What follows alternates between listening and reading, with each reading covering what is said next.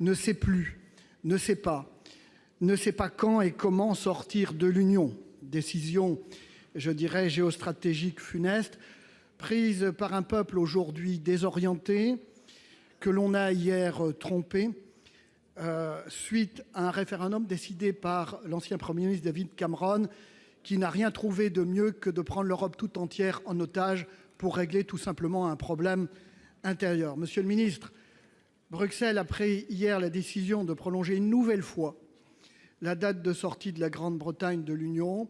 Ma question est simple, pourquoi une telle décision? Et surtout, comment contrôler la sincérité et l'attitude des 73 parlementaires britanniques à nouveau présents demain au Parlement européen, à une période particulièrement critique où il faudra voter le nouveau cadre financier pluriannuel et surtout la nouvelle composition de la Commission et son président. Je vous remercie. Pour vous répondre, la parole est au ministre de l'Europe et des Affaires étrangères, Monsieur Le Drian. Oui, Monsieur le Président Bizet, je partage évidemment vos interrogations. J'ai dit tout à l'heure, en répondant à une autre question, que le Brexit ne pouvait être une attitude permanente et qu'on ne pouvait pas vivre ni dans le Brexit permanent, ni dans le Brexit éternel. Et la décision qui a été prise cette nuit permet de respecter 4 principes fondamentaux pour nous tous.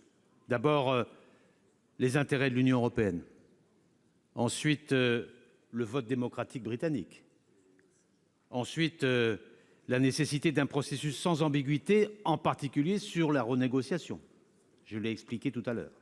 Et enfin, l'unité des 27. Ces 4 principes ont pu faire l'objet d'un accord général. C'est une bonne chose. Le souci principal, c'est que le bon fonctionnement de l'Union européenne soit préservé, et à cet égard, des garanties ont été apportées par la Grande-Bretagne, dont il faudra s'assurer de la bonne mise en œuvre. D'abord, le fait que pendant cette période, la Grande-Bretagne s'engage au devoir de coopération loyale. C'est la moindre des choses. Deuxièmement, que les 27 puissent, pendant cette période, se réunir à 27 pour préparer des dossiers qui viendront après la sortie de l'Union européenne de la Grande-Bretagne. Troisièmement, que l'échéance de cette nouvelle prorogation a été fixée avant l'entrée en fonction de la nouvelle Commission. Si bien qu'une des questions que vous posez, finalement, elle est réglée par cette observation.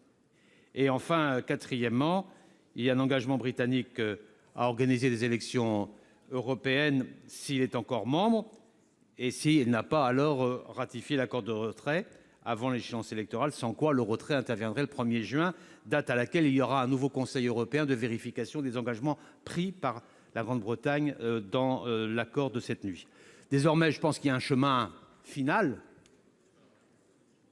et nous souhaitons que la Grande-Bretagne soit sur ce chemin aussi limpide que les 27 l'ont été cette nuit. Merci. Monsieur le Président Bizet.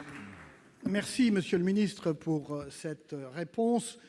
Je vous l'avouerai qu'il ne me rassure guère. Vous rassure-t-elle vous-même? Je n'en suis pas si sûr. Au vu, si je puis dire, du Parlement de Westminster et de la présentation par nos amis parlementaires britanniques depuis quelques mois, je crains qu'ils ne reproduisent à Bruxelles, je dirais, la même séquence, c'est-à-dire faite d'inconséquences et d'incohérences. Et désormais, je crains qu'en Europe, l'immobilisme avance et rien ne pourra l'arrêter. Je vous remercie. Merci.